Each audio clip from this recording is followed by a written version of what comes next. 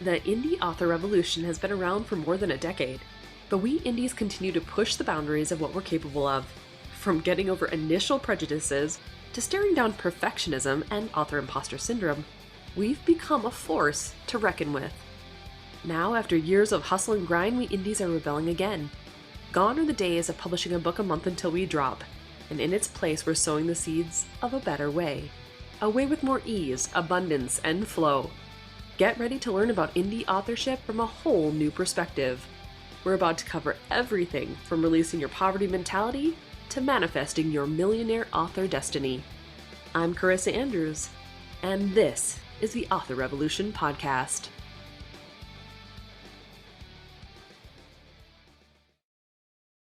Well, hi there, guys. Welcome back to the Author Revolution Podcast.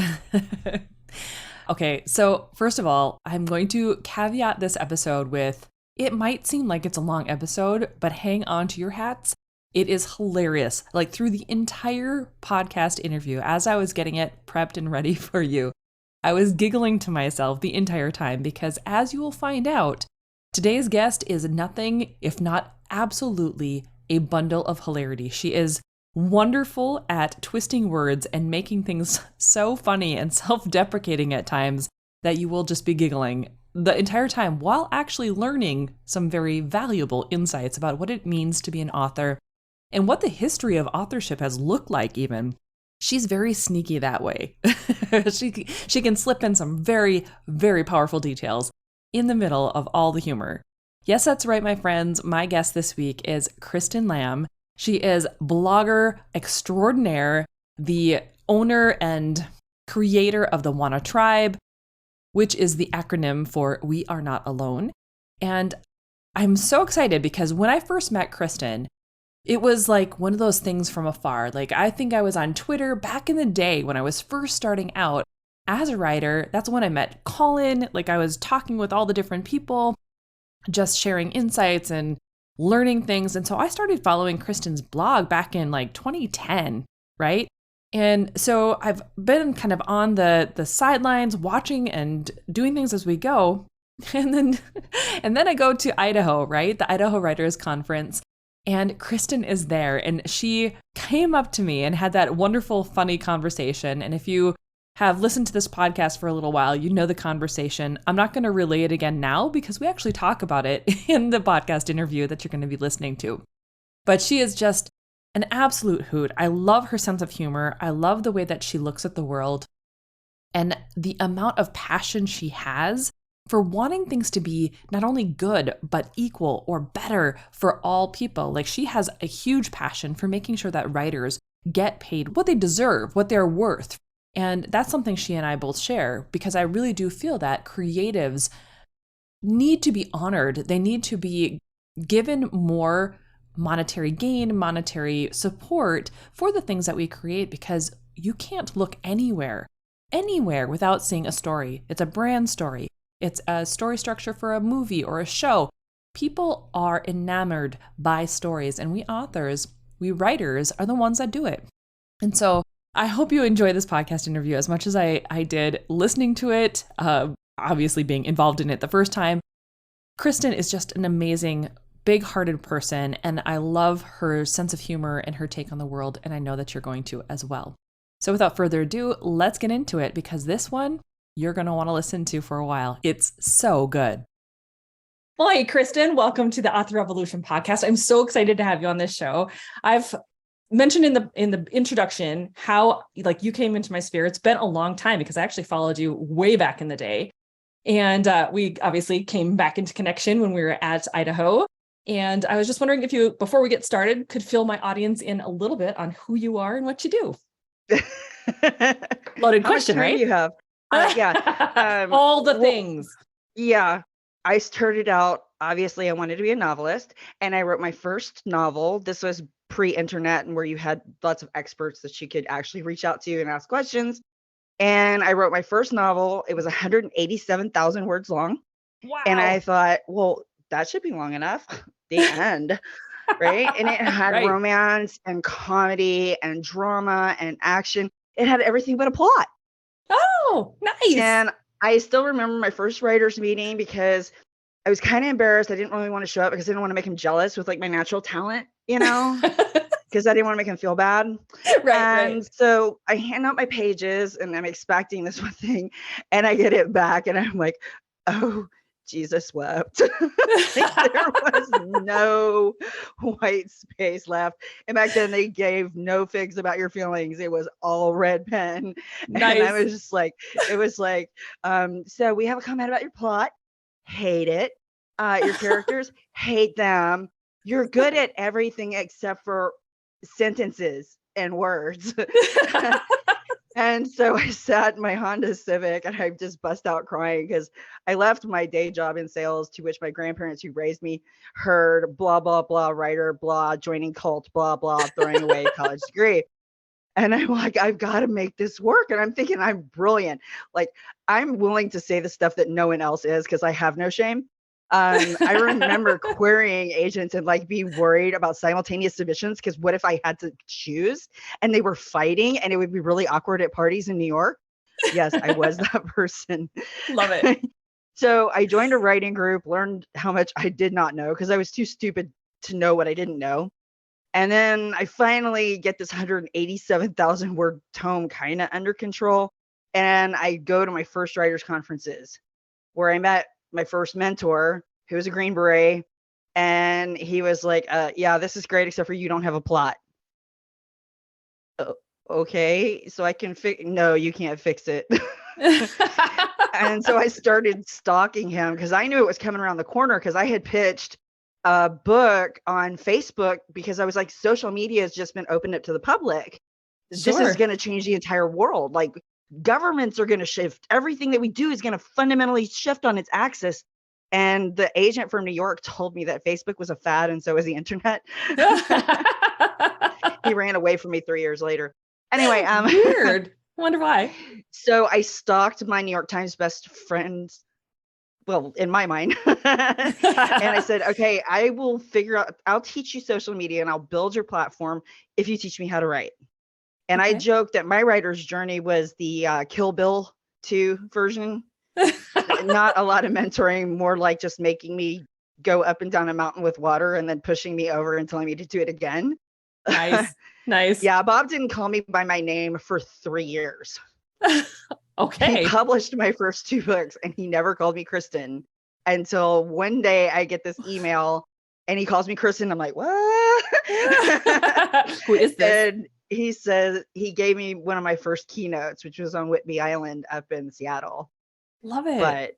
But it worked for me. It isn't for everybody, but I had way too much ego and way too much know-how.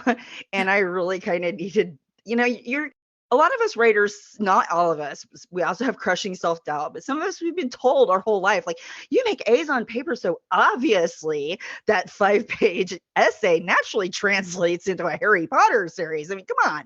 Obviously, yes. Obviously. You can barely tell the difference between that essay and, the Harry Potter series. And so I hadn't, in my defense back then, though, we didn't have stuff like what you're bringing to the world. Like, right. We really didn't. Kind of had to guess how stupid you were and hope you were close.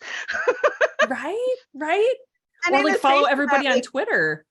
Yeah. Yeah. And in the face of that, like, I had to have kind of this stupid overconfidence because I committed to it. And that really hit me when I was crying in my Honda Civic, wiping my face with Taco Bell napkins because I hadn't eaten anything that didn't cost 99 cents in the past year. Right. And I got to make this work.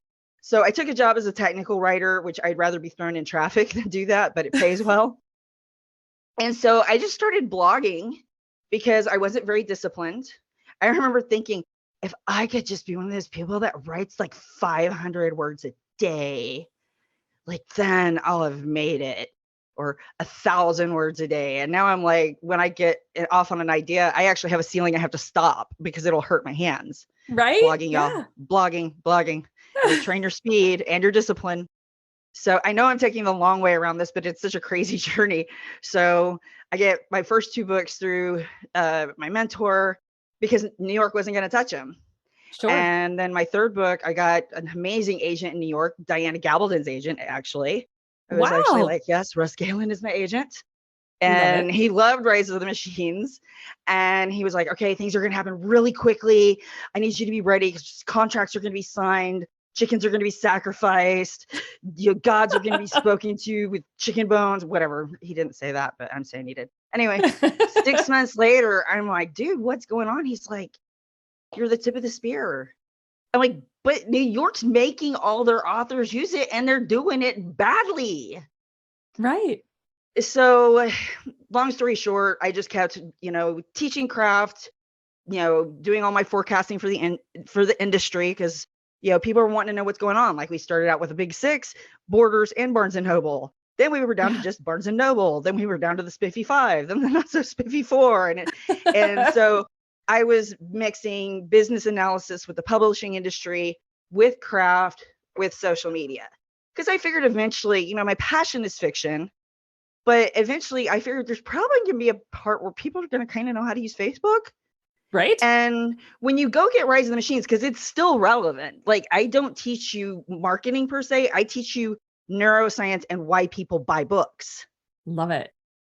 So it's kind of an opposite approach to it. Like instead of the science of sales, it's the science of why people buy. Yeah. So that's why it's still relevant even today. But if you go look it up, sorry for pitching my book, but no, it's all 10 good. years old. That's why you're here. But on the cover, yes, I had few goals in life. One was to be a published author, and the second was to be a cyborg. It is me on the cover. I'm not telling you which half.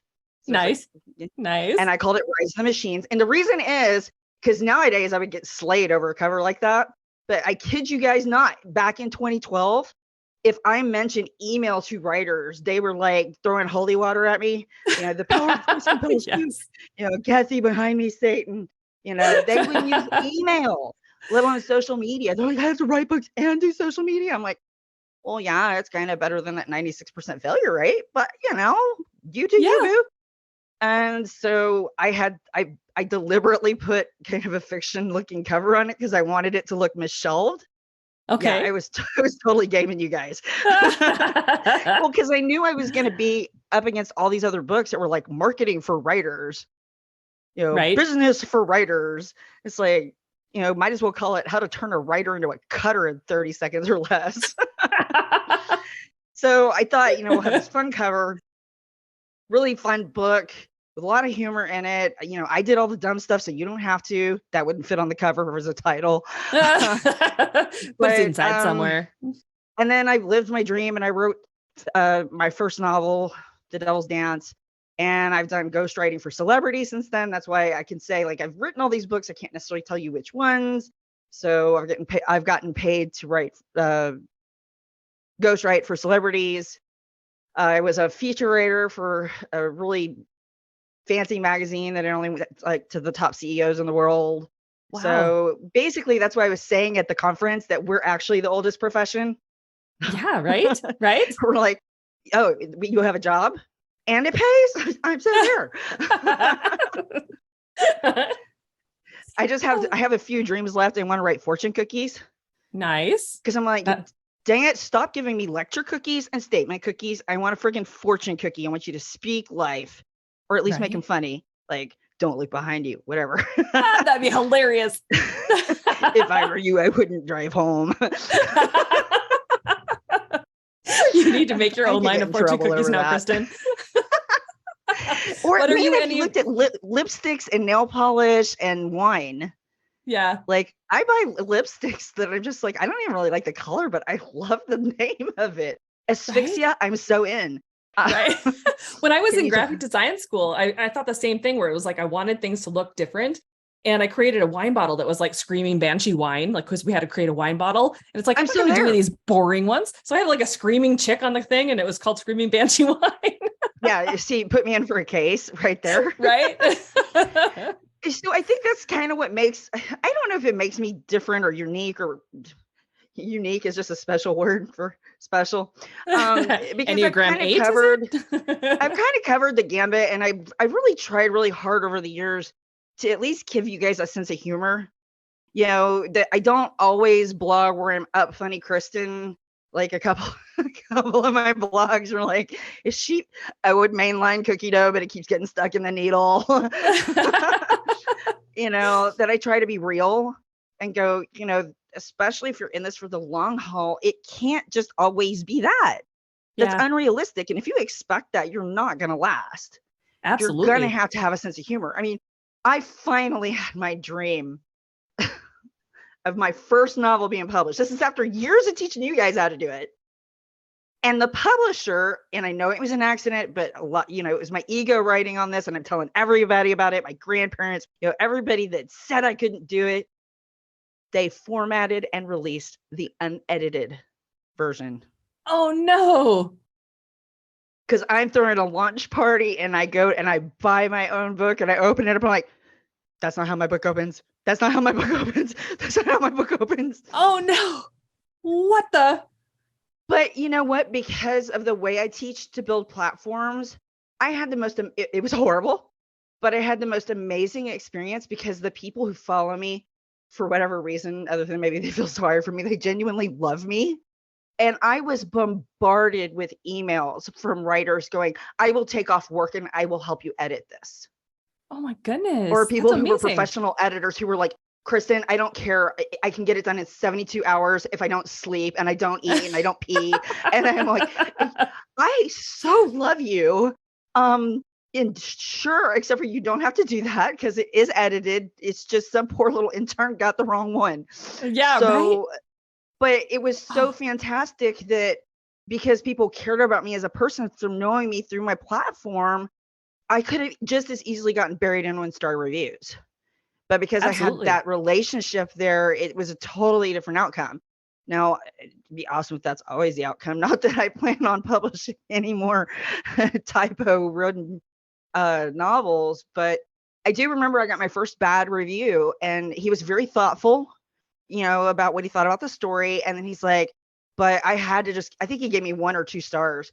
He's like, it's so sad because this is a good book, but the typos and the grammar errors are just terrible, which is Yeah. weird because I'm a clean writer. And I know you're never supposed to talk back, but I replied to him and I said, you know what? Thank you. This is my very first review on a fiction, and I teach fiction. And I said, but you gave it such a thoughtful analysis. And if I had to have a first bad review, I am really glad that it was yours. And just for the record, this was not the final draft. So if you will go reload it, you will actually see that I do know how to spell. And he went back and adjusted the stars, but it was just really sweet that, I think that's what people miss on the social media, that if you're constantly buy my book, buy my book, buy my book, buy one, get one Yeah, free, buy, you miss out on that platform that's going to be with you years later. And that absolutely. when That things relationship. happen, like you found out over the conference. I mean, I got visited by the 19th century for my birthday. I got whooping cough. I went to Right. visit a friend in the hospital, and I always blog. And I didn't blog for like 8 weeks. I was afraid to actually go back to my own people because I was so embarrassed. I'm like, Wow. everybody's going to think I'm a flake. And so I wrote this post about rejection and kind of how, here I am over 20 years in. And we even have our moments that we're like, I'm a fraud. I went to the conference with you. I'm reading everybody's bios. I'm like, I suck. Why do they even have this? Must be pity that they're showing on me. And then I get there and like half y'all are like, oh my God, I've been following your blog since I was a new writer. I'm like, Oh, thank God. awesome. Right? Right? So I How don't even know amazing. if I answered the question there, just because you're asking for a 20-year Right? history. And I was Yeah. so burned out when I went to the conference because I was like, well, what does the next leg of this adventure look like? Because I had really built up the speaking. I got to keynote in friggin' New Zealand. That's amazing. I mean, I want to go back to my 5th grade teacher who nailed me for talks too much and doesn't use time wisely, and go, I got paid to go to New Zealand to talk and not use time wisely, to teach other people how to not use time wisely. Well, I think And that's then really COVID hit, and like important. all the speaking went poof. And then I did ghostwriting, and I'm like, that's really a lot of work. It's a lot of pay, but it's a lot of work, a lot of Yep. ego to manage. And so I was really kind of in this, I don't know what I want to be when I grow up. When I went to the conference. I love it.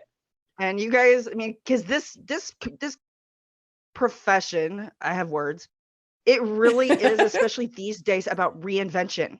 Yeah, absolutely. And, for those who listen to this, I'm sure you've probably said it before, but when I first started talking about the changes in publishing, I'm like, look, guys, traditional publishing, the last time it changed was when the biggest thing in New York news was a fishmonger got hit by the beer wagon. Like, they're using the same model they've used for 115 years. Yeah. And even though, and God bless you traditional publishers out there, because I'm kind of ripping on you right now, but instead of reading my blog and listening to me, no, I felt like they were shaking the snow globe of, oh, the good old days and paper books, and people are always going to want to browse a bookstore. No. Yeah. No, that's not true. Maybe. No, but some people will, but all 5 of them you want to sell to the others. And so ever since they've kind of gotten with the times a little bit, like, this, you're just gonna have to keep learning how to pivot, wear knee braces. Heck yes. Yep. Because you're gonna reinvent as a podcaster or a vlogger or a blog. You just have to do speaker. Well, I want to go back to speaking. They got to open up the venues again. Right. Yeah. But even then, had my eggs kind of all in one basket. Sure. Which, that was for family reasons. There was only so much I could do, but which, for your people out there, that is also okay too. Yes. Your life absolutely. is not always going to be the same as a writer. You're going to have children and sickness and people who die and people you're taking care of. And you're going to have great times that you have free time. You're going to be screwing off on Twitter instead of doing what you're supposed to. But, it's, Yep. It's like this great big roller coaster that never ends. Right. It really doesn't. It just keeps going, and it does so many weird twists and turns. Like, I never anticipated ever becoming a writer, coach, someone who does podcasting or any of those things. But at the same time, it's like looking back at things, I'm now going, I can see why I ended up here, but I never would have thought of it. And all of them still incorporate into who I've become, and I wouldn't change any of it. Oh, yeah. I love it. Yeah. It's so crazy. And there's so many things, like, you have to try stuff to know if you're going to like it or not. Like, I would at least say that, like, try it. I do have a best friend, and unfortunately fortunately she's a kidney transplant, and thank God she's alive. But we had the funniest podcast for a while. It was Bad Friends Forever, and it was a horror comedy podcast. But her health had just become so unpredictable. And it's just one of the things that I was glad I did it, because I learned how to script it at least. I don't know how to do the tech yet. I'm trying to sucker someone into doing that with me. Love it. But, with her, I have to be someone that has to be on a schedule, because if I see something shiny, then you're going to lose me. But, she must have griped at me for a year. And I was like, no, I give enough stuff away for free. I was very bitter at one point. I was fighting the exposure dollar stuff. Sure. Because I was one of the first people that came out, and I was like, you've got to stop paying writers in exposure. If you do not give us actual money, we're going to have to go get a day job, and then you're going to get books written by AI, and you deserve every bit of it. I agree with that 100%. And I didn't realize it was going to be so controversial. And that's so silly when you think about it. Why is paying people what they're worth controversial? Because people believe, honestly, what we do is easy. Of course, these are ironically the same people that paid us $150 to write that 3-page paper because writing was so hard. Right. But yeah. And there were a lot of corporations that were really taking advantage. You're younger than me, but particularly the older generations, that we learned you got exposure because it led to paying jobs. So because we didn't understand that the paradigm had fundamentally shifted, they were using that against us. And not only were they making hundreds of millions of dollars off of an unpaid workforce, but then they were doing stuff like, well, you can post on your site and you don't even need to change the content, and you can post on our site. But for those of you out there who may not understand social media, how SEO works is the bigger content shark wins. So whichever site is producing way more content, that's who's going to get the attention. So not only were they not paying us, not only was it not leading to any work, but then they were cannibalizing our site and our brand at the same time. Right. And I went on about a year and a half. I went on the warpath with some really big brands, because I was like, and my friend, she's like, Lamb. She never calls me Kristen. She's like, Lamb. She's like, is this the hill you want to die on? I'm like, yes. Because at least as a matter of fact, it is paid. I agree with you because like even indie authors, like when I first started in 2010, it was like everybody wanted to just pay like or have like all the free content out there to get people to like just get on their list, or if they had a list, because like you said, Yep. there were not a bunch of authors who were into that, or 99 cents was their like their diehard thing, and no one was earning money being an author with 99-cent books.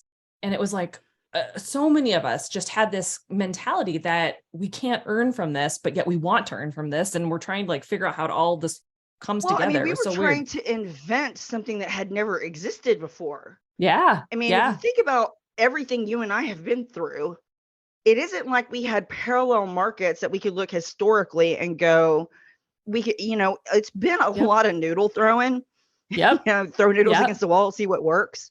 And even then, it isn't probably going to work all that long. And I For think I sure. even said it in the Rise of the Machines. I'm like, if you've got some marketing guru out there saying, you know, and I don't mean to talk shade on anyone, but just a caveat emptor, follow my method to sell 1 million books.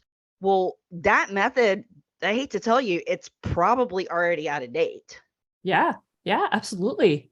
And I see a lot of stuff out there like that. And maybe they do. I mean, I don't know, but I would still be like, hey, buyer beware with, tossing money at someone because I just want to write. I don't want to do this other stuff. I'm like, well, you know what? I just want to lay around and play video games. But apparently my That bills doesn't sell expect the to be books. paid, and my kid and my husband expect to be fed, and it's really hampering my gaming.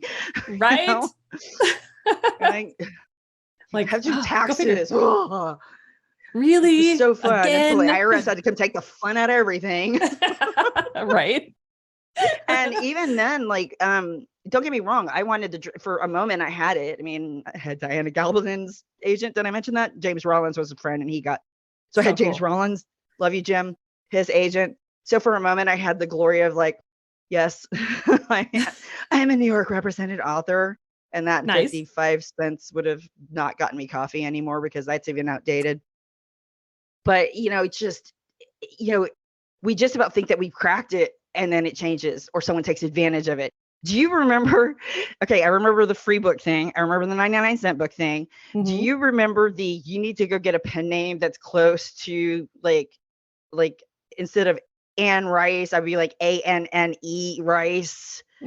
Like they were basically creating bad knockoffs. Yep. And they were Yep. writing in the same genre and had very similar looking covers. And I Yep. actually met one of these people and he's like, Kristen, you could totally change your name. And I was like, I don't want to get sued. And if I can't make it on my own with my own writing, no.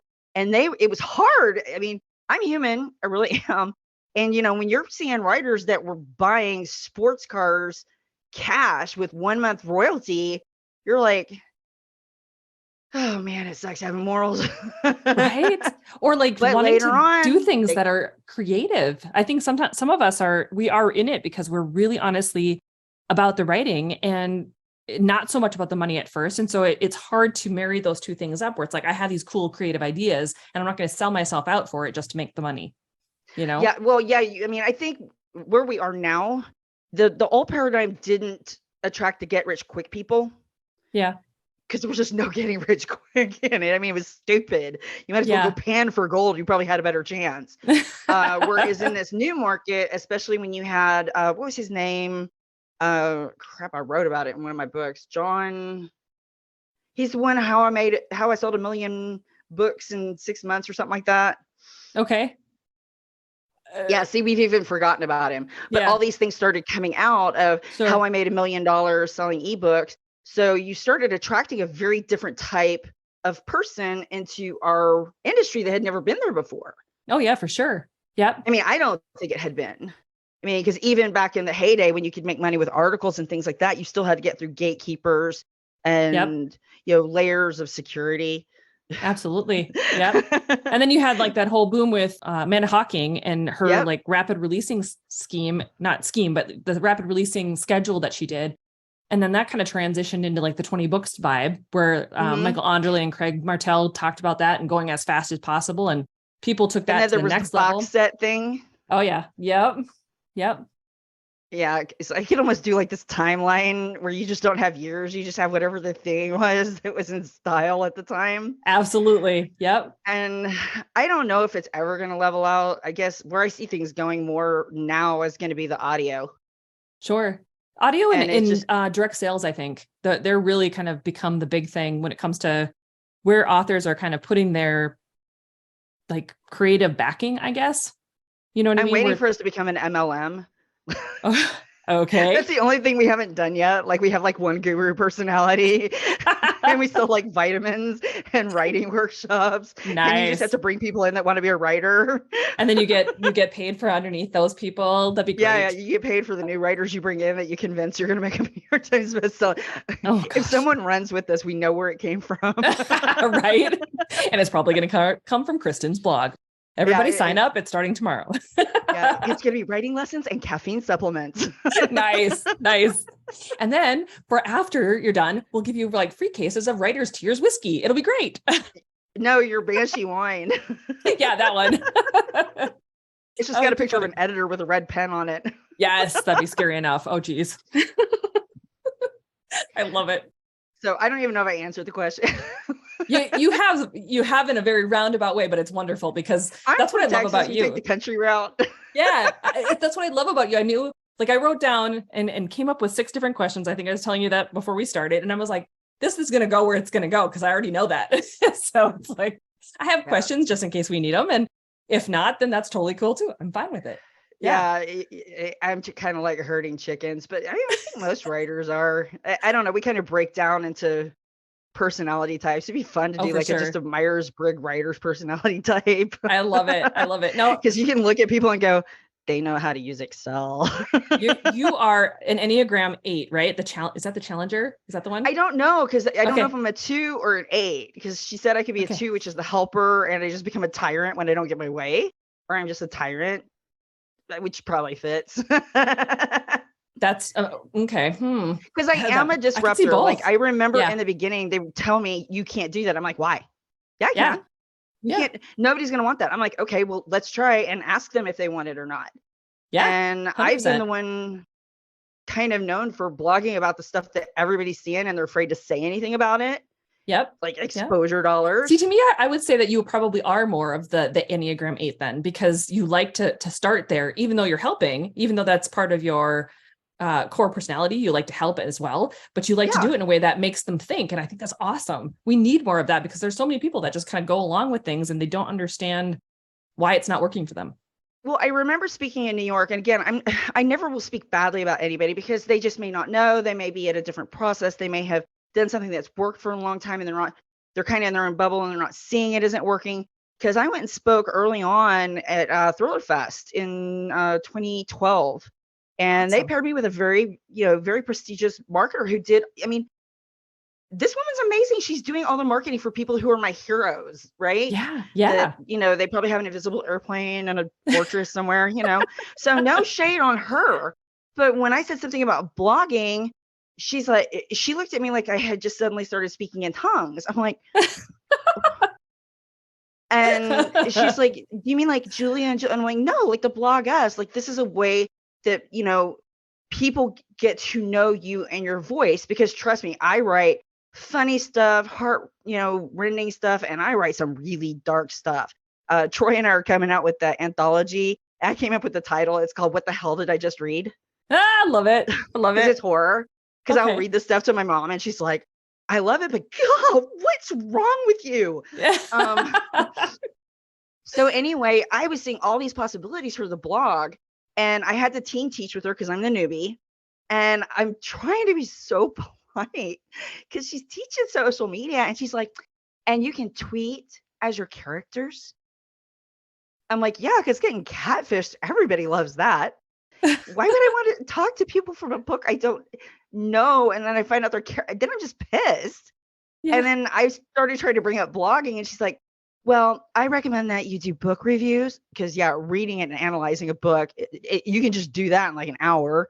And then if you're a decent book reviewer, you've just made every writer hate you. So nothing like being in the trenches with people who want to set you on fire. And then she's like, and you can do interviews with your characters. And I'm sitting there going, I'm a pre-published writer. I don't have a book out yet because this is 2012. This is really before indie was accepted. I don't have a book out yet. And I'm going to convince people to come to my blog where I interview people out of my head about a story that's not even finished yet. How'd that go for you? I'm sitting there going, did you think this through? I'm like, how did that work for you? Yeah. But at the same time, if you look at where she was coming from, she was coming over from all traditional marketing. Yep. Where gimmicky stuff like that actually did well. Mm-hmm. If anyone, that was a different era too, though. Like, but pre-social, like where we really hardcore went into social, we didn't like think like we do now, where it's like, I can't even imagine. I know there are probably people who do really well with that sort of thing, but I can't even imagine. I've never seen it. Like that. Right? Well, I mean, yeah, but they would be people that we would know their work. I mean, that was kind of my argument. Sure. Is like, anybody who's going to be drawn to the blog knows the books and knows the work. They've already been sold. So why are you trying to resell someone who's already been a sale? Yeah. Yeah. And we just had different philosophies. I don't like the idea of target your audience because I just kind of envision like a red dot sight on me somewhere. Nice. A lot of like military target your audience. I'm like, right. That feels kind of awkward. And because I use, and it's very hippy dippy, which is so not me because I'm so Texan. But I'm just like, no, you want to identify your people and then you go talk to them. Like, how did we become best friends when we were kids? You like Barbies? I like Barbies.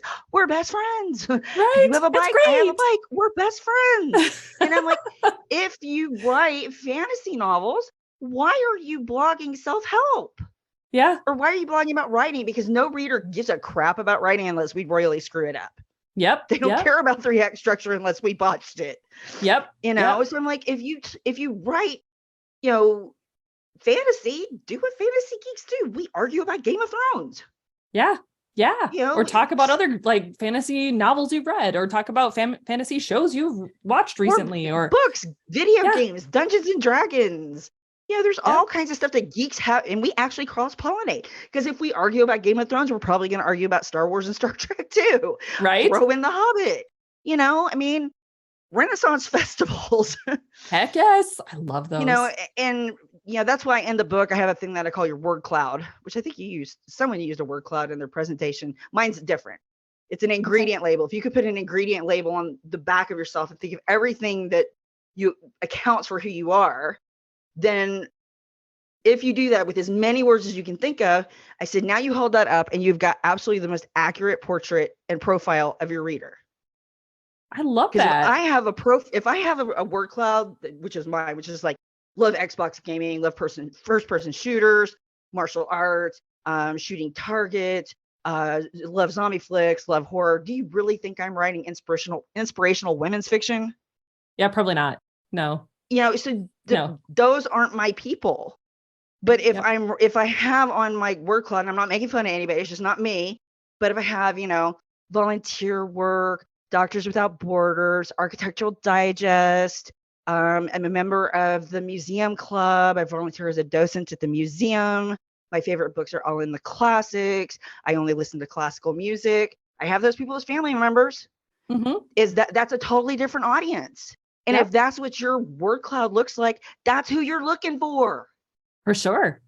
Absolutely. And then blogging and all that becomes super easy because then you're just having a discussion about your favorite crap. I love that. When you've been blogging for so long, I mean, like, I think I went back to look at it when I was getting my questions ready, and it was like, you started in 2009, right? Does that sound right? Technically 2007.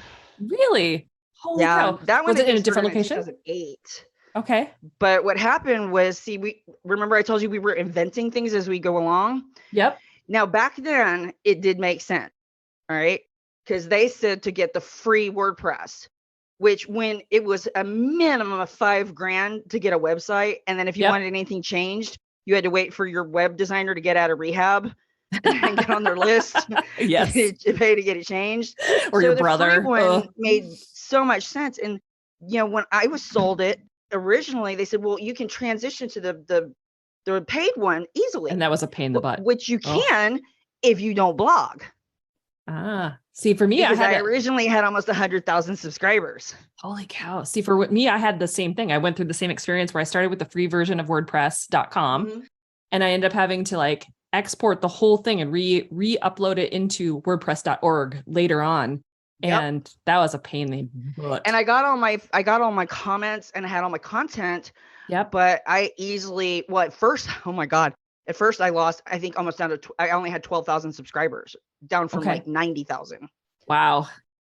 That's And I crazy. mean, I like to think that they were bots, but I mean, I'm triple that now. But, you know, I do know that the people that I have as followers now, I mean, these are the people that when I was sick, I was getting text messages. They're like, where are you? My inbox is empty. I haven't gotten a blog from you. Are you alive? Right.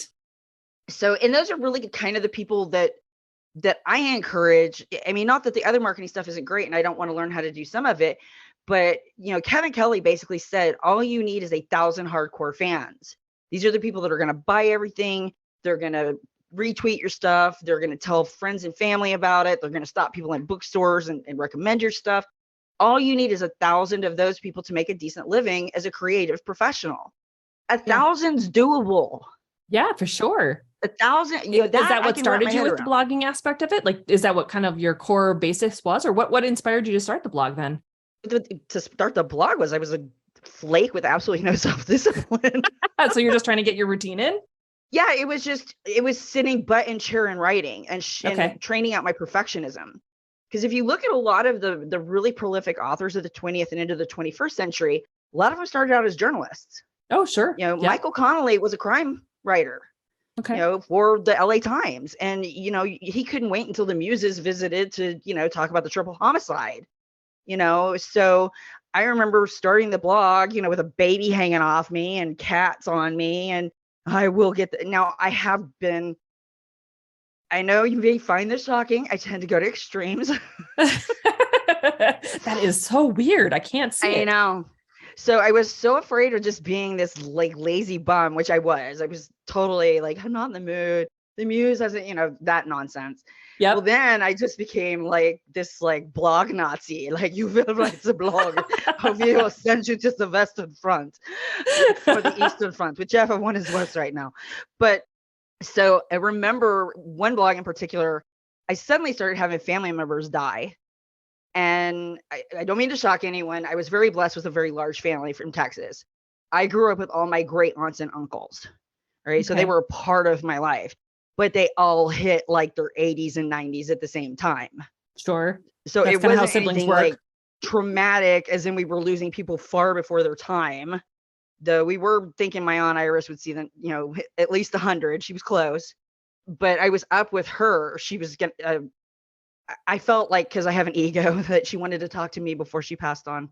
And I was up till 2:00 in the morning talking to her.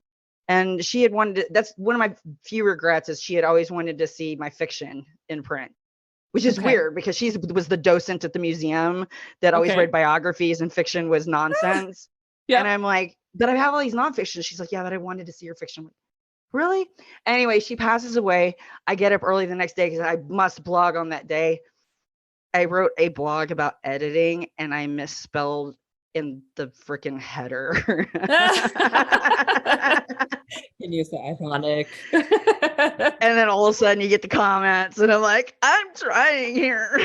Like, okay, here's what's happening in my life right now. So after that, I was like, okay, maybe you should like chill out. You don't have to exactly do it on that day.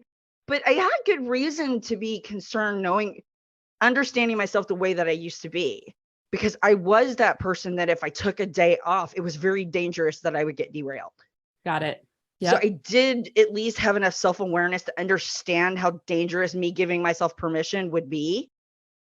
But then it's gotten to the point it's just pathological. So we've established I can take a little time off and I'm fine. But, you know, I really was one of those people that just thought you just, you know, went all out and you went in a book and, you know, the first draft, of course, is the best draft. Obviously. Duh. Why would anyone want to get rid of all that creative genius, right? Yep.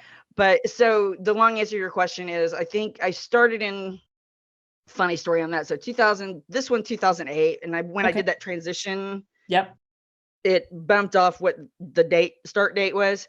but I talked about this in Are You There blog, It's Me Writer, and that I didn't know the difference between the Google-based blogs and WordPress. What's the Google-based ones? Oh, geez.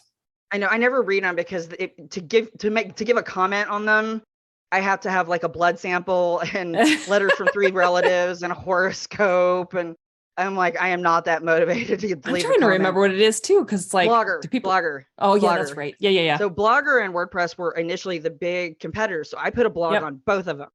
Yep. Right. Because I wanted to look at functionality. So you're going to get a kick out of this. So Blogger, I liked better because it had all these really cool, pretty backgrounds and fonts and all this. Right. So I'm kind of not really paying attention to WordPress, pinning that one.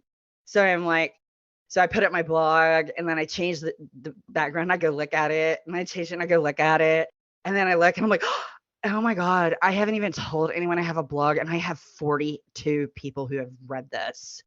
So you already know where it's going. So I go change the font and I'm like, wait, 43 people, 44.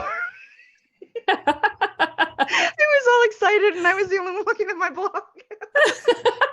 It's like, this blog is so pretty. I'll name it Tiffany. I'm gonna change the color. And look at all those numbers that keep going up. That's fantastic. Oh my gosh, those numbers are slamming. I haven't even told anyone. So now WordPress, I put up my first post on WordPress, bing, instant comment. I'm like, heck yeah. It was this foreign guy, a Kismet.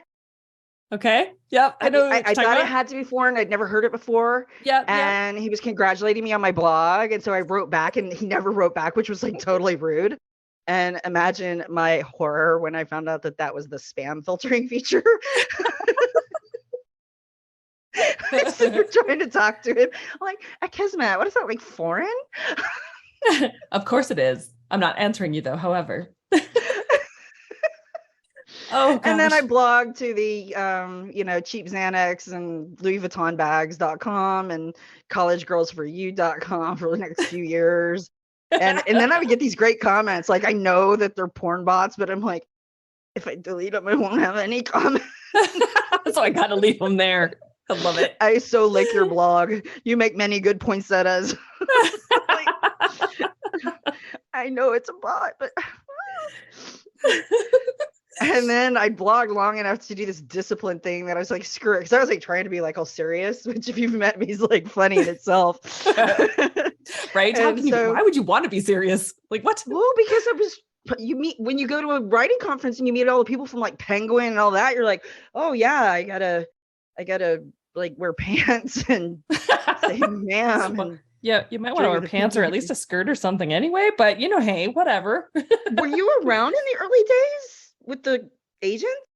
When they came down on Mount Olympus to talk to us mere mortals? Yeah, a little bit. Like my first writers conference, I went to Moonlight Magnolias as a science fiction author. Mystery.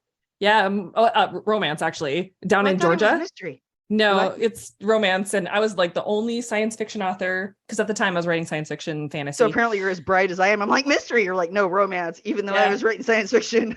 But I knew that. Like my critique partners at the time, so this was 2011 when I was down there, they were both romance writers. And so I was like following along with them and they're like, it's fine. Just come down here and check out what this conference is about. So I talked to all the agents, did all the querying thing down there and realized at that time, because that was during that transition of indie versus like trad, like what's going to go on.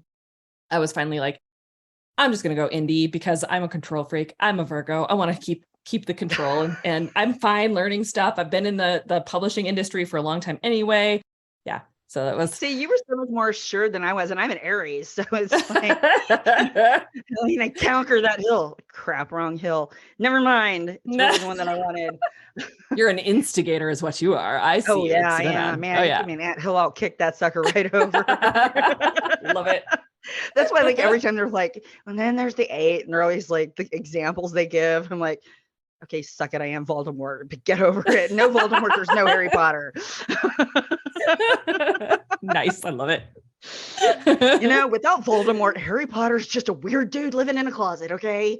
And he wouldn't have been pushed to do anything because he would have been like happy in his like little world. Remember, he's an Enneagram 9 like I am. Exactly. So he needed Voldemort to push him out of his comfort zone.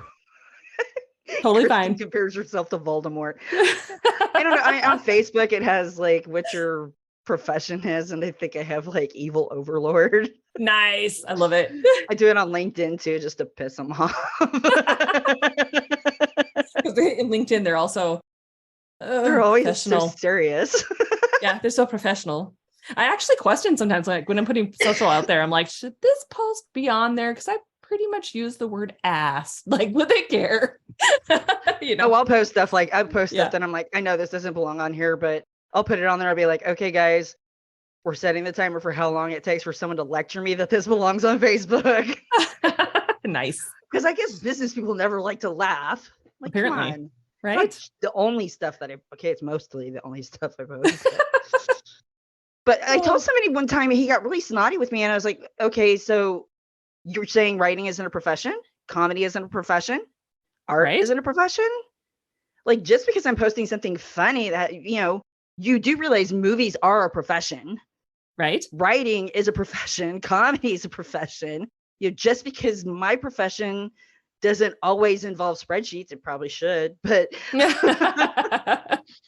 but who likes having to do that? I mean, oh yeah, my friend Kate, I put something in Excel. I was so excited, and she was like, "Lamb, did you put down the salt circle first?" I'm like, "No." She's like, "Okay, if California breaks off, we know it's on you." Yes, right.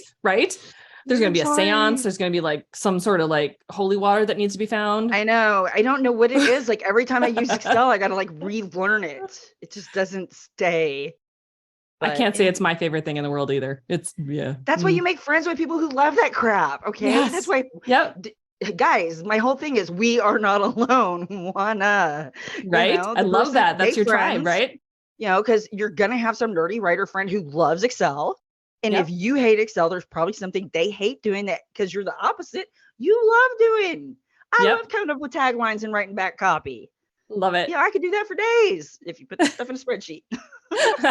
You do that part for me, it'll be fine. Quid pro quo, Clarice. Are the lambs still screaming? Yes, she is. She had to use Excel. Oh gosh. Do you think do you think blogs are still relevant these days? Because I know there's so many people that are like, the blog is dead. But they've been saying that since 2008 when I started. Right. I feel like blog has been around pre-Web 2.0. I mean, all a blog is it's what we did during caveman times. We either told stories or we shared information. Yep. And I think that people are always going to go to the blog if it's a good blog. And I know people are like, yeah, but there's so many bloggers. And I challenge them with this. I'll say, okay, so say 75% of people say they want to start a blog. Of that, 5% do. How many did you just drop that number by? Of that 5%, how many of them start blogging and keep blogging longer than 6 months? 5%. Of that number, how many have a good blog? 5%. Of that number, how many keep blogging past a year? 2. And so when you get the longevity in it, you really can juke the numbers in your favor. Like one of the things I want to get into is I would like to get a paywall set up for Patreon. And what I would like to do, because I have a decent enough voice, is, and also my blogs are stupid long. They are very long. Well, but I put a lot of funny memes in them, and they're shorter than the craft book you'd have to read to get this information. I'm like the cliff notes of all the craft books. Right. But what I thought about doing for like a Patreon kind of as an upgrade is go through and record them. So like if you're doing your dishes or walking or whatever, plotting murder, you can listen. You can listen as opposed to a lot of people are sitting at a screen all the time. So I think it's always going to be there. I love the blog just because it plays to what a writer's strength should be. Writers write. Yep. It's going to make you write leaner, meaner, faster, and cleaner, even if nobody reads it. It's easy to put that content, slap it together, and put it in a book, and there's your loss leader. That's true too. Yeah, for sure. It's easy to put it in a different format, whether that's on YouTube or Audible. It's very easy to translate it over into an audio format. It's easy to put a paywall. It is the only form of social media that is going to keep paying dividends your entire career. Because like I'll be on Twitter and like some weird title will go by. I'm like, that's funny. That sounds like something I thought. And I click and I'm like, oh, I wrote that. Well, because I mean, I got a lot of blogs. Yes, you I'm like, do. that's so funny. I mean, that sounds like something I did say that. And it teaches you to ship. You don't get so married to things, Yeah. that new writers are so terrified to put themselves out there. Well, you know what? Go viral with a blog post when you're not popular, and that'll get you some rhino skin right there. For sure. Yes. Hey, I didn't think writing about paying writers was going to be that contentious, but apparently it was, because I got called the C word a lot of times, and cute was not that word. And it was also a CU word, funnily enough, right? Yeah. It wasn't see you later. Although maybe that would have been nicer. Yeah. Well, a lot of it has to do with, unfortunately, a lot of writers don't understand how the industry works. Like, too many people think that when someone's going to a library and checking out a Stephen King book, that's all free. Right. Well, no, we pay taxes so that we have a library, which gives funds for them to negotiate with New York to buy those books from those authors. Those authors have already been paid. So no, I'm not against libraries. And I'm not against people buying books at bookstores. The crux of the blog really was just, avid readers. And I know this is going to sound terrible. It may come back to bite me. Avid readers really are not necessarily who we want as a fan. Okay. And I'll tell you why. The reason is we're as bad as crack addicts. Like, we will sell blood to get the next book, and there's only so much you can write. Yep. And we very rarely will stop to write a review because we read all the time. Yeah. Yeah. Who we really want, and that's where blogs come in that are awesome, is you want the person who, honest to God, believes they hate reading and they would never do it unless there was a test at the end or it was required for their job. Okay. Because if you convert that person, they will be evangelical, because they will tell everybody far and wide, normally I hate reading, I hate books, but have you read insert Harry Potter, insert Twilight, insert Tuesdays with Morrie, insert 50 Shades of Grey. And there are people out there, and I'm not breeder shaming anyone, I'm teasing. Even though some writers, a little bit of us dies every time we hear that. But, they're reading. And they don't read any other book, but they have the entire collection of 50 Shades on a shelf with their handcuffs and the movies. Right. And, go them. They're reading. But, I've done ministry stuff with prisoners. And their thing that they own is they have all the hard copies of Harry Potter. Okay. Now, they'll never read another book. They'll read Harry Potter 75 times. But fair. They're evangelical. And I'm like, if you could just get a handful of those, that's when you see the breakouts come. Oh, those yeah, are when you get your Twilights, your Hunger Games. Those are your runaway dark horses. And it has to do, it's a shame with reviews, because reviews attract two types of people. People that either love the book so much or like, oh my gosh, it made me lose weight. It made my skin glow. It doubled my money. Or you get the person who hates you, your dog. It generally will attract those two.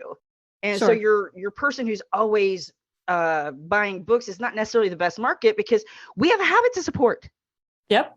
So we're much more likely to go be using those secondary markets where people don't get paid royalties. Whereas new writers are so cute. They're like, is $29.99 a normal price for a book? Yes, it is. Actually, that was a deal. Yeah. You should get 5. 100%. And then share more with friends. Let's go. And, get them for your friends and tell them to get the next one. Definitely. Yeah. And when people ask why that is, and if I'm going over time, I apologize. But when I teach, marketing and such to writers, I say we have such a strange product. All right. Because there's two types of goods when you're doing any kind of sales. There's a low consideration purchase. There's a high consideration purchase. Yep. Low consideration purchase is toilet paper. Who's not buying this? Right. And yet we see ads for it. We see coupons for it. No one is advertising Sherman in hopes to convert people into using toilet paper. Okay. Right. Just their brand of it. Exactly. Whereas a high intensive, a high consideration product is like a Corvette. Nobody gets a Corvette for practical purposes. Right. Or my Mac, my MacBook Pro, yes, it doesn't get viruses, but look how cute and adorable and intellectual I like sitting at Starbucks. Right? It's emotionally driven. Sure. So for your avid reader who knows they're going to consume books, book ads work because all you're doing is convincing them of what they were going to buy anyway. Yep. Yep. Whereas the people who are not your voracious read all the time, which is like 93% of the population, they never see those ads because they believe that is an activity they do not enjoy, let alone want to spend money on it. Yep. So books become kind of this weird middle ground thing where, low intensive generally doesn't cost a lot of money, like a tube of toothpaste. You buy it, you don't like the taste, you throw it away, unless you're my mother, and then you use the whole thing and complain the entire time. Then you have the other side, which is, if I'm going to go get a jet ski or I'm going to go to Europe, I'm going to put a lot of money on this. So I start doing what my friends and family and what I'm seeing. I mean, I wasn't immune. I kept hearing enough about Twilight that finally it's like, okay, fine. YA glittery vampires. Let me try it. Yep. And I was like, okay, I can see why people would like the book. I mean, I'm not immune to peer pressure.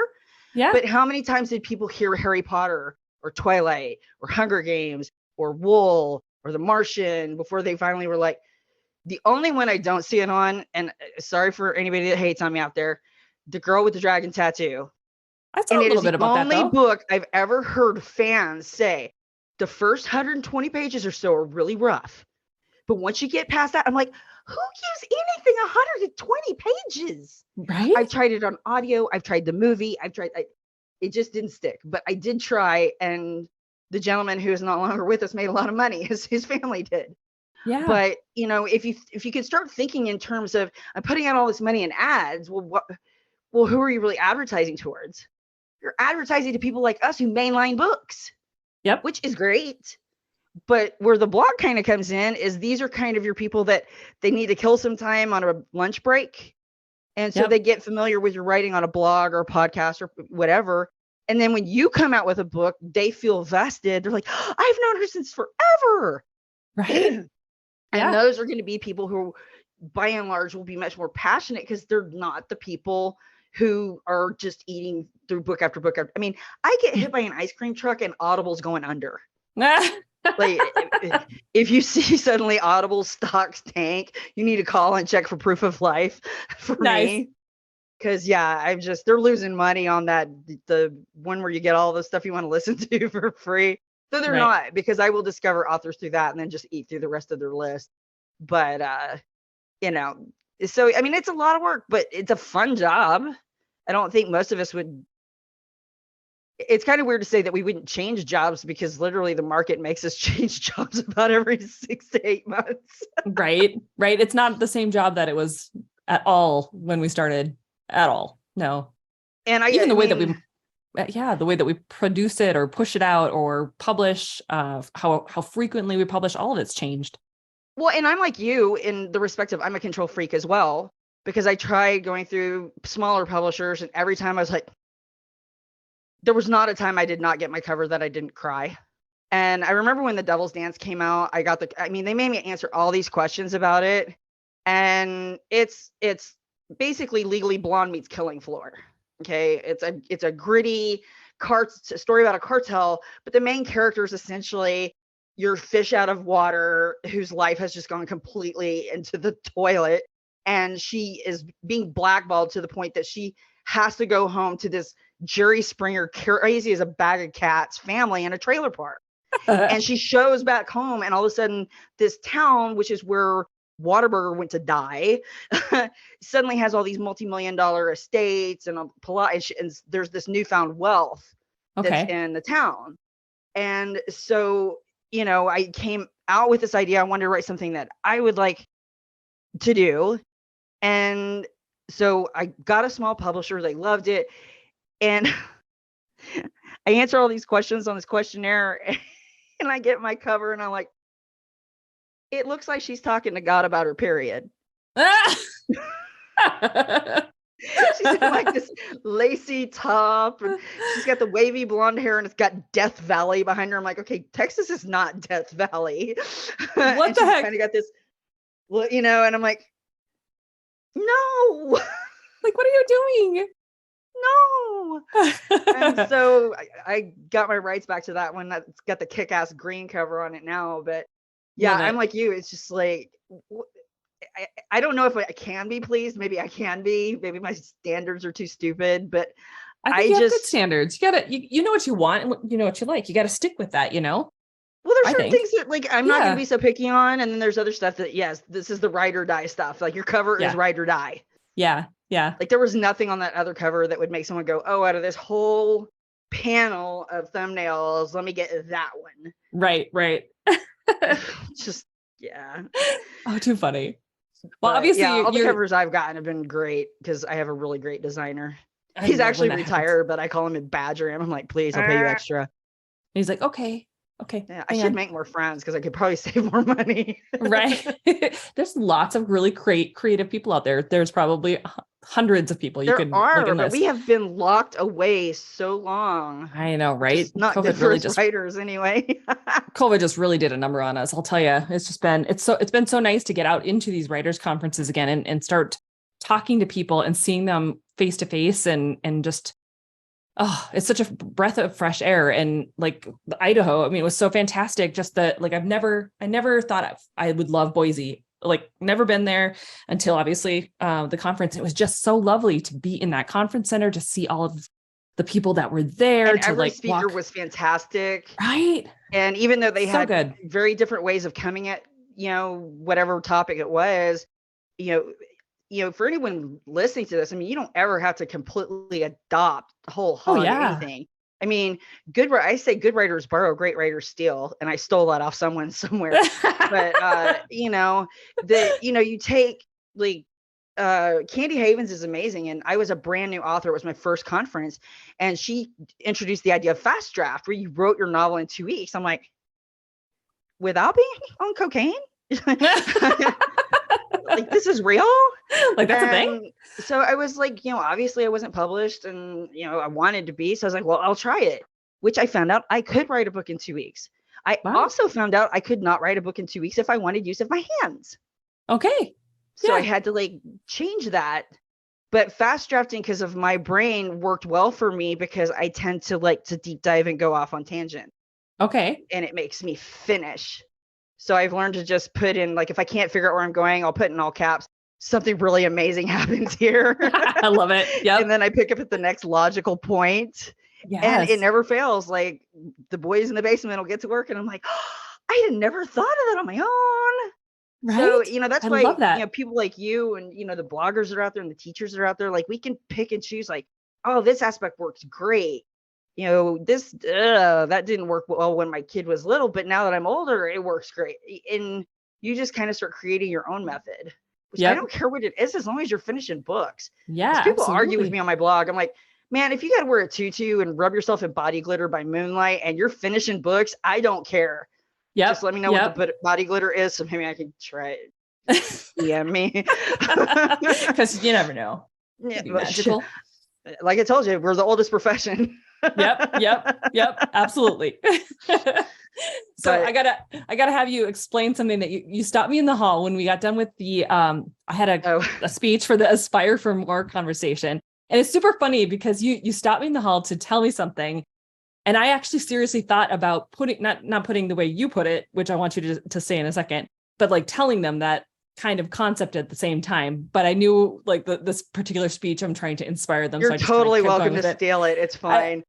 I love it. I just always acknowledge the people I steal from, because when I teach plot, a lot of it I stole off Larry Brooks, and I'm like, okay, guys, yes, a lot of this I ripped off Larry Brooks. Go buy his book; it's awesome. It's not all Right. him, but yeah.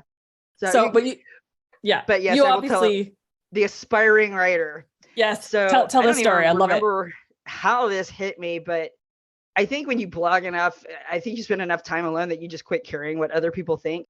Like you go out in public and when you eat, you look like you just got out of prison because you've been alone so long. You're like, oh, I need to eat with my mouth closed. Yeah. Okay. But you just get to a point where you just don't necessarily care because you're in the zone. And I can't remember where it was, but somebody had something about aspiring writers and I just went off on it. And so I remember when I went to speak, I love playing this trick on people just because it's funny. It is. It's hilarious. So everyone listening to this, you're gonna know ahead of time it's a trick. a trap. But it's when a I would wonderful keynote, one. I'd be like, okay, are there any aspiring writers in the room? Raise your hand. And they're all proud of themselves and they're raising their hand. And I'm like, okay, is everybody, because you paid for a conference, if you're an aspiring writer, raise your hand. And they'd raise their hand. I was like, okay, now I want you to take that hand and I want you to hit yourself with it really, really hard and never call yourself aspiring again. And like, you just dropped like a freaking grand to come to a conference. You're not aspiring. Yeah. Because, we look at how many writers out there, they have, 15 novellas and 3 novels. I don't care if they're good or not. They got 1 million words in between 3 different hard drives and they can't call themselves a writer. I'm like, writer's right. It's like literally in the definition. Yep. So the term I prefer, and I totally ripped this off with someone too, I forget who, but is the term pre-published. Because as long as you're aspiring, it's the Yoda thing. There is no try, only do.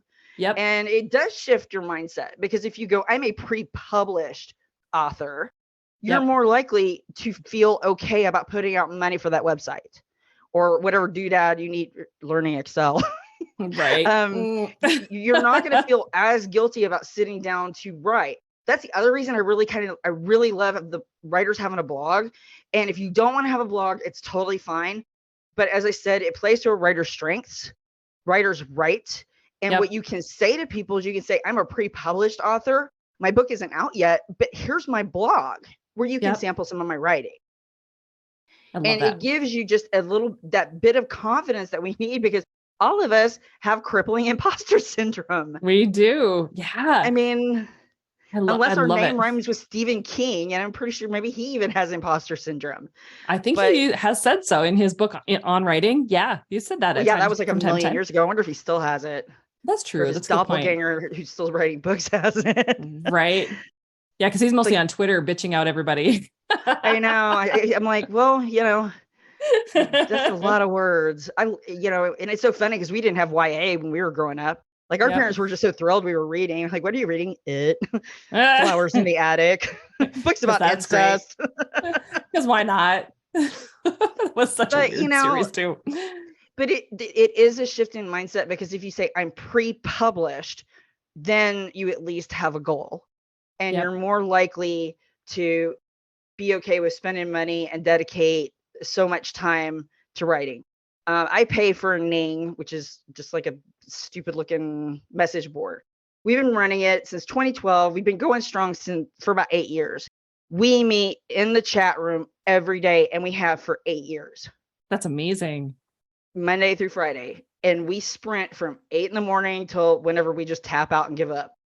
Got it. And it isn't just writing. You can say, hey guys, my hands hurt. I'm going to get up and do dishes this next sprint. Because it's just an hour at a time. And you'd be shocked how much you can get done with just a timer, some focus, and some peer pressure to make sure you're staying on track. 100%. But I paid for it because I was like, I know they have groups like this in Facebook, but I don't have control of the group. I don't want to spend time moderating. I want to be benevolent dictator of my own place. Like, there's no ads, no nonsense. I'll kick people. I don't have to, but I'll kick people off if I have to. But it was just where you could go have like a writer water cooler, but because we do get a little weird being off on our own. Yes, we do. And you do have the peer pressure, but you're not getting distracted with somebody may be wrong on the internet. I must go correct them, or an ad or a video. And so it's just, I'd like to integrate that into my website. It's coming. It's on the things to do list, man. Right. We have so many things on our to-do list all the time. We wear so many hats these days as authors. It's crazy. Well, I was totally convinced I was going to have servants by this point in life. But that was also when I thought that an 187,000 word book was actually a real thing too. So, hey man, if you're writing epic fantasy, it probably could have been. Yeah, well, not too much. It's sort of like when they would say, you need to start your book in the action. I'm like, okay, so I had a car chase and a bomb and some ninjas, which is kind of weird because it's a women's fiction, but because why not? Hey man, you could have like ninjas who are women. Yeah, I was like, that's not what they're meaning by starting in the action. But I also had fun with it because I didn't understand. I mean, what people fail to understand is you didn't really learn how to write in school. Okay. Yeah. Your teacher didn't give a crap that you used 15 metaphors on page 1, because the goal was to teach you how to use a friggin' metaphor, not to make you publishable to a large mass market audience. Right. Okay. Right. Yep. And, think of, I don't know if you went to college, but I just assume people did. Yep. What was the longest thing you wrote in college? Mm. And I had a writing intensive degree. I have a degree in political economy. Right. And the longest thing I wrote was a 60-page paper, and 12 of those pages were citations. Sure. I'm trying to think. I'm not even sure. I think the longest thing I wrote was actually in 8th grade when I wrote my first novel. And that wasn't even an assignment. It was just like, but that's what I I'm got an saying idea. is people act like you learn how to write in school. You really don't. No. I mean, you can learn nonfiction in school, but as far as a novel, and it's like, okay, let's just take 100,000 words, we're not in epic fantasy, but we're not in a novella, that you have to get 5 acts, because I count normal world and denouement. Normal world, act 1, act 2, act 3, denouement. We got to get character arc, plot arc, dialogue. It has to make sense. You can't have redundant characters. All of these plates that you have to juggle at the same time over the span of anywhere from 50 to 150,000 words. Yeah. That is not easy. No. I mean, I thought it really was 187. That's so fair. Easy. But so that's why I started blogging about craft, because I was literally trying to teach myself craft, and I was too poor for an MFA. Sure. That makes sense. So I was going and I was reading some of my favorite craft books, and then I would go talk about it on the blog. I wasn't the expert. I was just like, this is what Les Edgerton said, and let me expound on that. And then like a few years in, suddenly people were asking me for advice. I'm like, you think I know what I'm doing? Awesome. Sweet. I still feel that way. I think we all do. Like the more we learn, the less we know, I swear. You know what I mean? Oh my gosh. Yeah. I mean, I went to some of the presentations in Idaho and I'm like, oh my God, I'm such an idiot. I'm going to make friends with these people. You can't do that, Kristen. You have to be like, wow, look at all the abundance of information and like knowledge in this room, and just know that like you have everything's figure outable. So if there was insight, it is. That's why I'm going to make friends with them, because I don't want to figure it outable. Yeah, but you're going to have to figure it outable by asking them. I'm going to make friends with them. I don't want to learn it. Through osmosis, it becomes yours. We are not alone. Yes. I'm an amazing editor. You need a proofreader. I need to know what mojo you're using over there. Break it down into small sentences, tiny words. I love that. Well, I am so, we have one of our regular writers, Grace Maria. She's doing these Dragon Mr. Darcy books, and they're fantastic. And I mean, she is the most organized person on the planet. She's got spreadsheets for her spreadsheets, and she's just, I look at her and I'm just like, what kind of witchcraft are you using? And then she comes up from Houston to visit me, and like my whole desktop is full of all this stuff that I thought was cool that I've screenshotted, and it's like all over my screen. And she's like, what is wrong with you? I'm like, I don't know. But it's fun. It's great. But how do you just have this stuff everywhere? I'm like, well, I can kind of figure out where it is, but it's searchable. It's fine. Well, just because you want to go global domination, you outsource. You get the people who can make it happen. Yes, I agree. I completely agree with that. At a certain point, you just have to be like, I can't do everything. Here's someone else's job.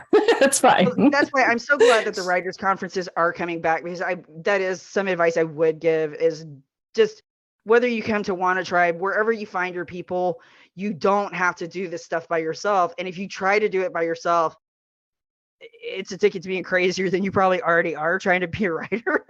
Right.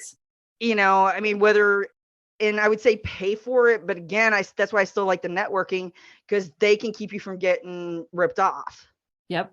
Those are the people that can get you to a new cover designer. Like, so I can leave Corey to his regular job and not keep bribing him out of his day job. I don't like change. Yeah. There's many of us that are like that. I completely understand.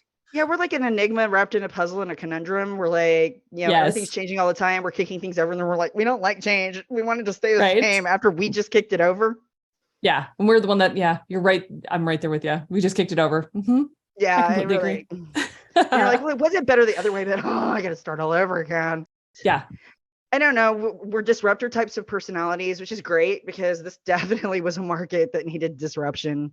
For In fact, sure. I should probably put some of my blogs together that would give like the history of publishing 2.0 That'd be super to fascinating. 5.0. I would Because love like that. my blog started out doing commentary on Borders versus Barnes and Noble. Wow.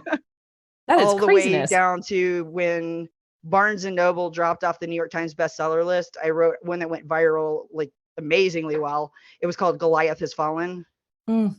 And it went truly viral because I had friends who were authors who were like, my daughter's a stockbroker. And she called me and told me if I'd seen this article. And I was like, I've been following her for years. I But I love went that. through like kind of the history of things. And then when companies get to a point that their debt is the most valuable thing that they have to offer.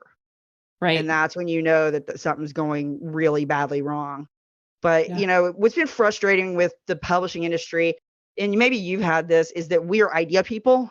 Mm-hmm. And we're like, Yep. but you could do this and you could do this and you could do this and you could do this. And they're like, no, they will always. And you're like, Come it isn't on. working. Just, Yep. I feel like Jerry Maguire, like, help me help you. Yes. And they're so slow to Like, make changes. yeah. And I'm Why? like, okay, Barnes and Noble, put a bar in there.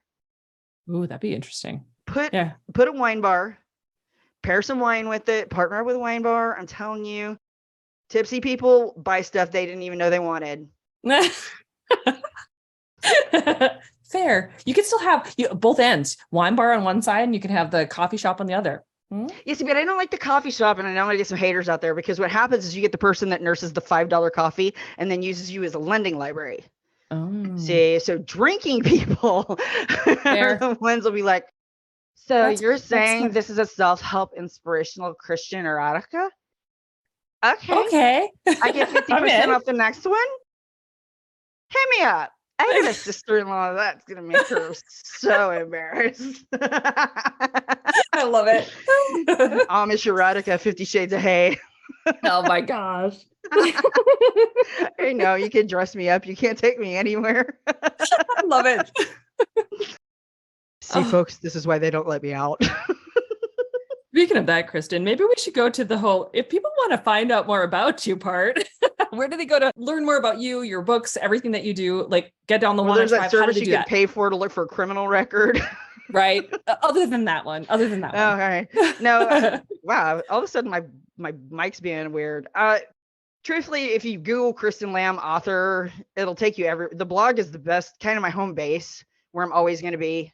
You know, I kind of tiptoe across LinkedIn and Twitter and Facebook and then get back to my thing. But I'm always accessible on the blog. And if you leave comments, I give away all kinds of cool stuff. Like I look at your pages and tell you what to fix. Or if I really like them, I send them on to agent friends. Nice. So I have a contest that I always run in my comments section. Buy my book, buy my book, buy my Ah. just spam people. I don't know you, buy my book.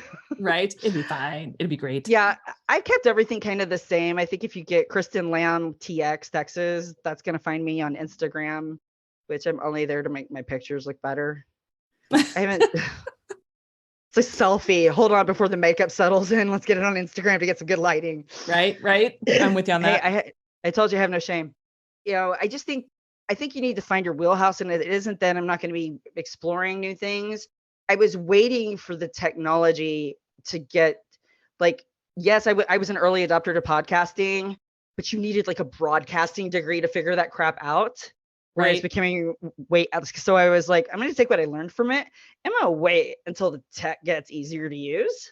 Yeah. So, like, if you follow me on my blog, you're pretty much going to know whatever I'm up to because I'm not doing a newsletter because I've got enough email. So I don't do that to other people yet. Sure. Yep. Yep.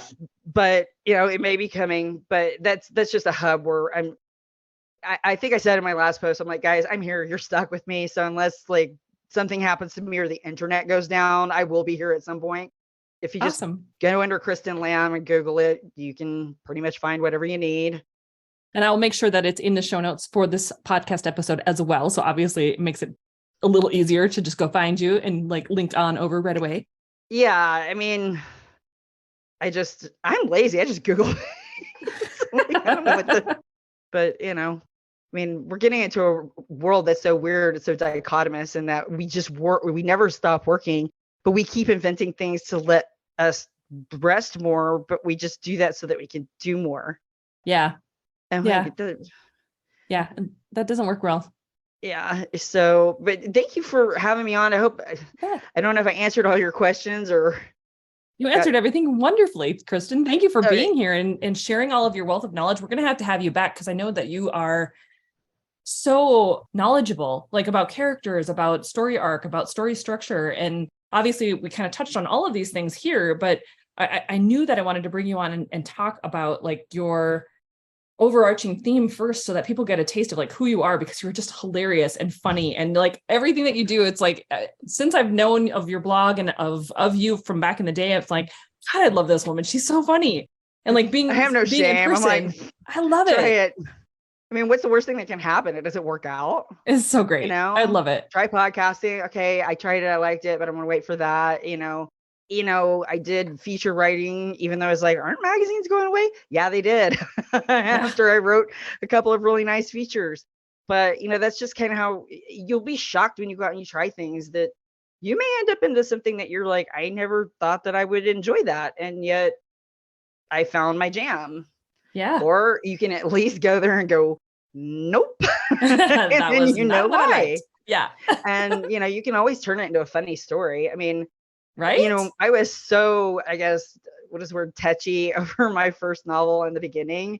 And then when I learned to kind of lighten up and start making fun of it and just saw it for what it was, like, it was just me learning. It was just me playing. Yeah. And I kind of I wish I could go back to that Kristen Lamb sometimes. Sure. Because before you know the rules and before rules, what are those? I don't want them to inhibit my creativity. Right? Rude. Why would you do that? And now that I'm like, no, I can't. And I'd like to get more of that Kristen Lamb back. Yeah. The first one, she needed a playpen. she's in everything. Just in fact, playpen with a lid on it. I think we call it a dog crate. But nice. Yeah, lock her up. And now that I've learned all that stuff, now it's like I'm almost like tentatively getting out to that playful self again. And all writers to one degree or another, you're going to go through that. That's why you start with the pre-published. Just start with I'm pre-published. You're going to be a baby writer. There's awesome things to that, in that you're going to be too dumb to know how dumb you are. Yep. And that's okay. That's okay. And it's okay, because you're going to miss those days. And then you're going to get in those days like learning piano, where you're learning like the chords and nothing is fun and nothing you write is great. And then you're going to start getting the hang of it. And then hopefully more of that playful part will come in. But like you were saying, with this industry changing, we're always going to have to kind of go back and be that amateur, that neophyte again, and be willing to learn. Yeah. And if you're willing to learn and you're willing to laugh at yourself, you'll get really far. I agree with you on that. And you have to have fun with this industry because of the fact that it's changing, it's shifting so much. So having fun and allowing it to be fun is so critical. It really is. Because otherwise, because it'll come out in your writing. Like if you're just in this daily grind of I've got to do it, it's gonna come out in your writing. Yep. Like people, I mean, I promise I don't make friends that take hostages. You're gonna have to cut me off at one point. But I do tell people, like, they're like, what's the best form of social media? I'm like, the one you enjoy.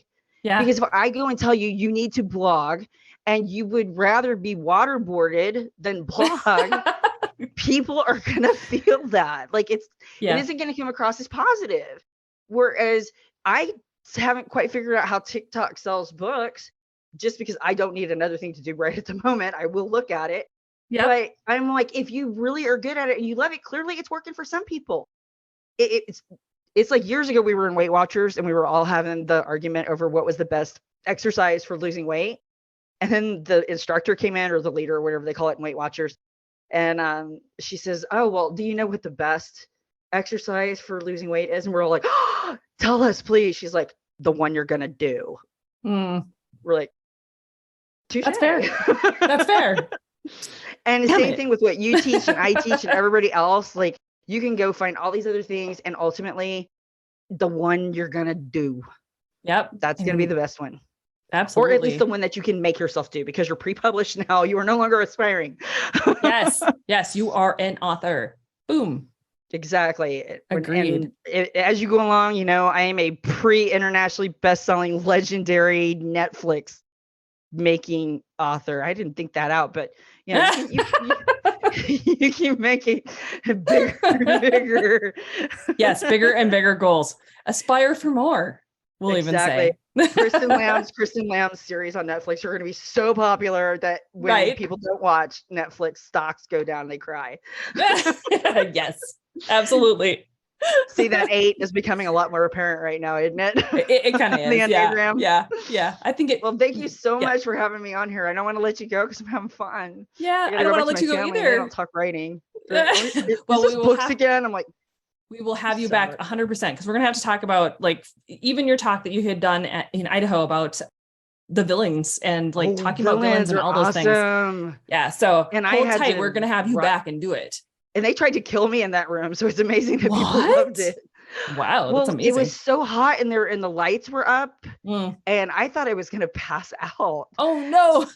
So like, and then the lights were shining off the screen, so I couldn't see my own PowerPoint, and I have 2500 vision up close, so I couldn't see my screen, and I couldn't see this screen, and I was like, finally, I was like, screw it, we're gonna riff it, and I go staggering out of the room like.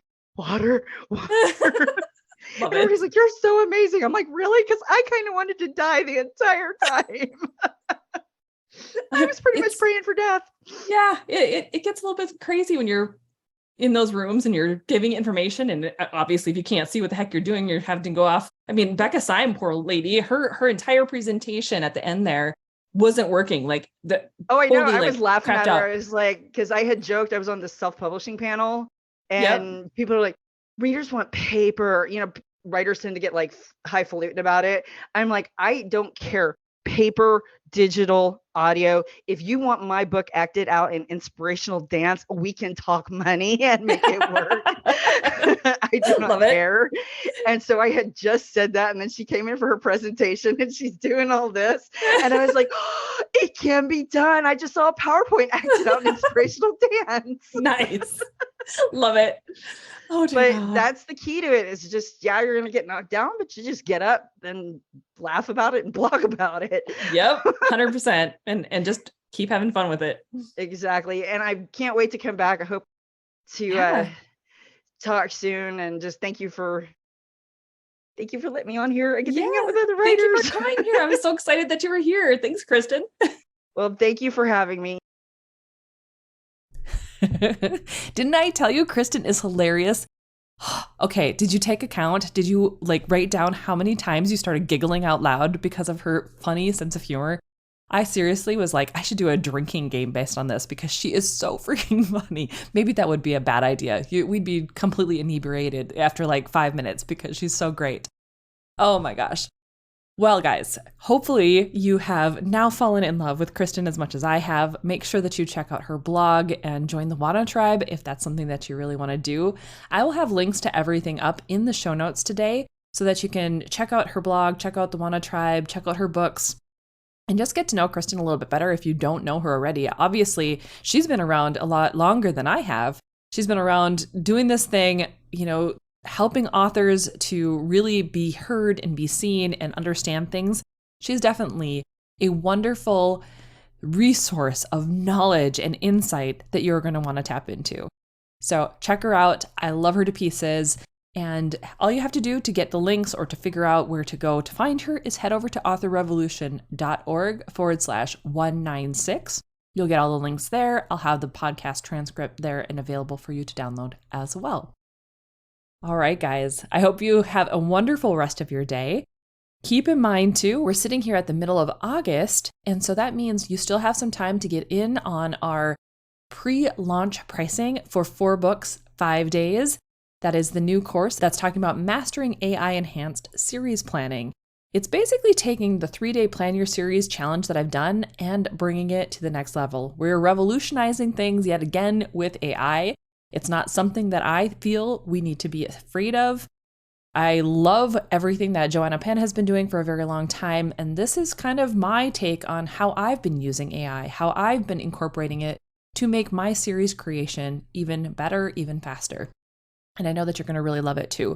So if you're interested in that, the link will also be in the show notes, or you can head over to authorrevolution.org/4 books, 5 days. That's the number 4 books, the number 5 days.